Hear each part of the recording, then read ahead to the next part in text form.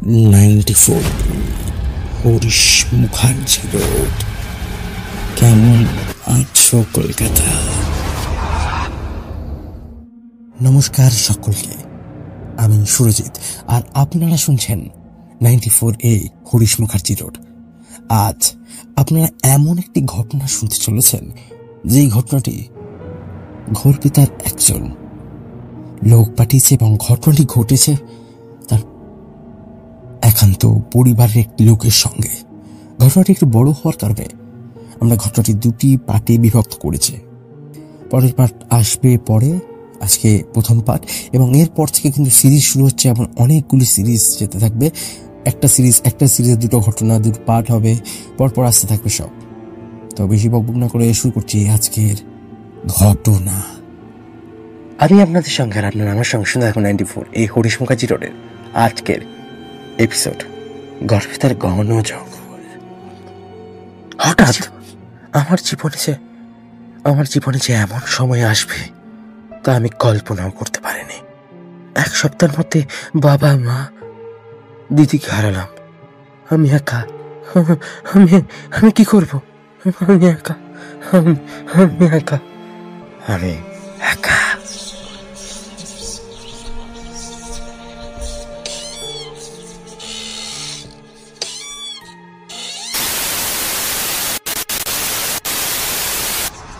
ঘটনাটা শুরু হয়েছিল 2022 সালে আগস্ট মাস। একদিকে প্রচন্ড গরম, আরেকদিকে পরীক্ষার চাপে রোজ রাতের দিকে পড়তে যেতাম। ঘটনাটির সূত্রপাত সেখান থেকেই। ঘটনার কিছু জায়গা ও কিছু চরিত্র কাল্পনিক করা হয়েছে যাতে ভয়টা আরো লাগে। স্কুল থেকে এসে মায়ের কাছে আবদার করলাম রাতে মাংস করার জন্য। এমনিতেও সকাল থেকে ঝড় বৃষ্টি চলছে।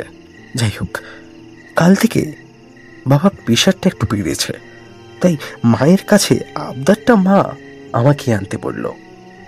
তাছাড়া আজকে বিকেলে এই বাজারের দিকেই পড়া আছে, পড়া শেষ করে নিয়ে আসবো। খাওয়া দাওয়া শেষ করে দোতলার ঘরে উঠে ঘরের ফ্যানটা চালিয়ে শুয়ে পড়লাম। আমাদের মাটির ঘর, গরমটা একটু কম। ঘুম থেকে ওঠার পর সোজা ঘড়ির দিকে তাকালাম, 6টা বেজে গেছে। তাড়াতাড়ি করে ব্যাগ গুছিয়ে নিলাম। মাকে ডাক দিয়ে দৌড়।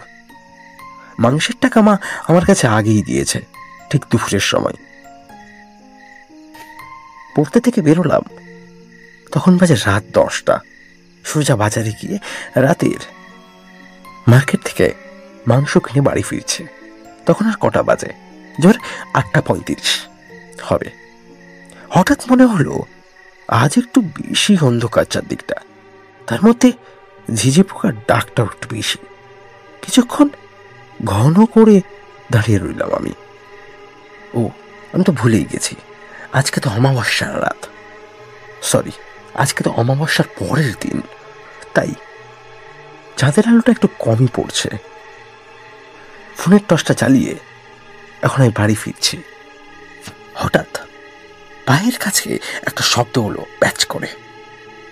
সঙ্গে সঙ্গে টর্চের আলোটা পায়ের দিকে ফেলে দেখি একটা লেবু, আর তার উপর একটু সিঁদুর দিয়ে লেপা, আর একটা লাল মোটা দড়ি, বা আমাদের কথায় লাল কাঠ বলে। ওই লাল কাঠে একটু ছোট তাবিজ বাঁধা। আমার পায়ে লেগে লেবুটা চিপসে গেল। যাক, আবার সামনের দিকে হাঁটা শুরু করলাম। জানতাম না আমার জন্য এত বড় দুর্ঘটনা অপেক্ষা করছে। কিছুটা যেতেই দেখি রাস্তার মাঝে একটা বড় গাছ পড়ে আছে। গাছটা দেখে আমার কিছুক্ষণ আগের কথা মনে পড়ল। সকালে তো এই গাছটা ছিল না।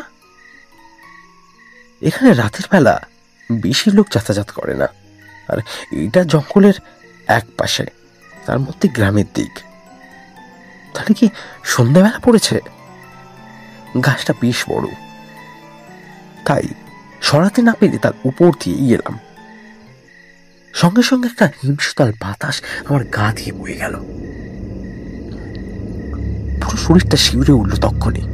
এমনিতেও সকালে ঝড় উঠেছে, ওয়েদারটাও বেশ ঠান্ডা। বিপদ শুরু হলো ঠিক এখান থেকে। ঠিক গাছটা পেরিয়েছি, কোথা থেকে একটা শিয়াল এসে হাজির হলো আমার সামনে। আমি একটা ভয়টা বেশ ভালোই লাগছে। যাক, লাঠির আওয়াজ শুনে ওরা পালালো। থাক, এবারের জন্য বেঁচে গেলাম। আর কিছুটা এগোতেই একটা বাচ্চা রাস্তায় শুয়ে ফ্যান ফ্যান করে কাঁদছে। ব্যাপারটা কি? সঙ্গে সঙ্গে টর্চের আলোটা ওর মাথার উপর দিকে ফেললাম। সঙ্গে সঙ্গে আমার ইন্দ্রিয়গুলো কাজ করতে শুরু করলো। বাচ্চাটা শুয়ে আছে মাটির উপরে, তার পাশে কেউ নেই।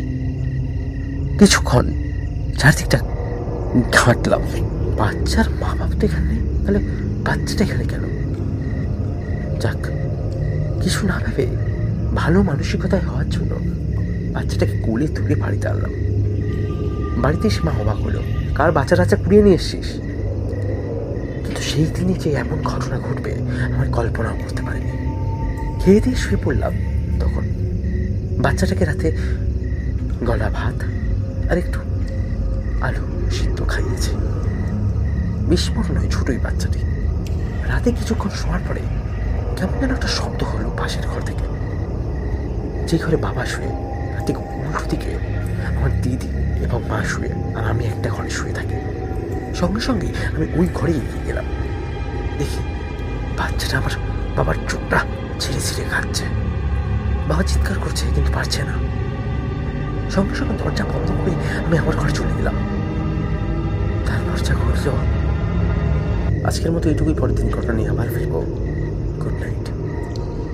এরও একটা সিরিজ বাকি আছে এবং এর পরে অনেকগুলো সিরিজ আসবে, তো গুড নাইট। আবার দেখা হবে পরের ঘটনাতে।